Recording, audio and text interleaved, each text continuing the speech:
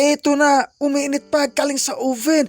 Mga idol, magpaka na Purok 8 versus Boston Celtics. Ang misamisit ay napako na sa Purok 8. Mga idol, bago tayo magsimula sa ating pagchichismis, update muna tayo dahil wala na ang bagyo.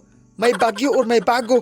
Aray ko, una mga idol, bukas ang labanan ng Lakers versus Golden State Warriors. At hopefully, makalaro na si Stephen Curry dahil kapag hindi siya maglalaro, baka mahirapan ang Warriors na talunin ang Lakers. Pangalawa mga idol, wala na ang bagyo, wala nang bago para manatili siya sa aking puso. Aray ko. Lastly mga idol, si Tyler Hero hindi pa naglalaro sa Misamis Heat dahil sa kanyang injury. Magpahinga muna, magpalakas para sa recovery.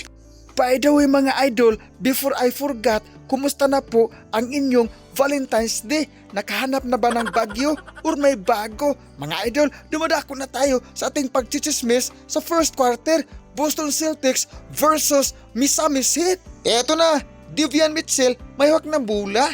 Dumiskarte sa akin. Aray ko, asa kay Norman Powell. Bumitaw ng long distance relationship. Bang bang, bingo. Pasok ang kanyang binitawan. Halimaw na si Norman Powell. Davion Mitchell may hawak ng bola. Pasok kay Norman Powell. Bumitaw ng long distance relationship. Bang bang. Pasok naman ang kanyang binitawan. Bakulaw na si Norman Powell. First time all-star sa Misamis Heat. Jaylen Brown hawak ng bola. Still ng Misamis Heat. Norman Powell nagmamadali. Ito na pasa kay Wiggins.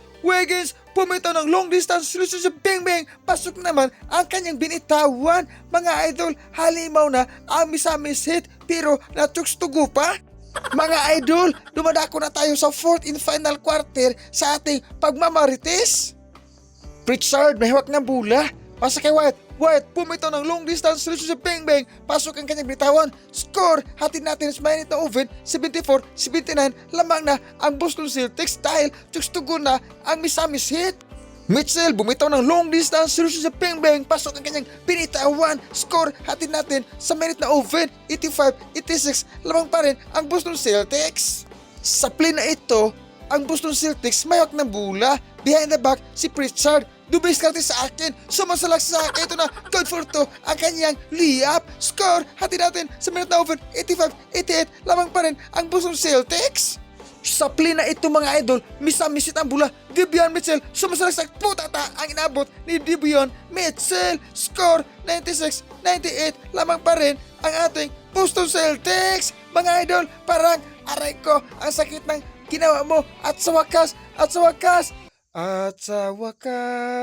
panalo ang Boston Celtics. Mga idol, natsuks-tugo na ang Misamis Heat. Parang umiiyak na si Coach Eric Spoelstra.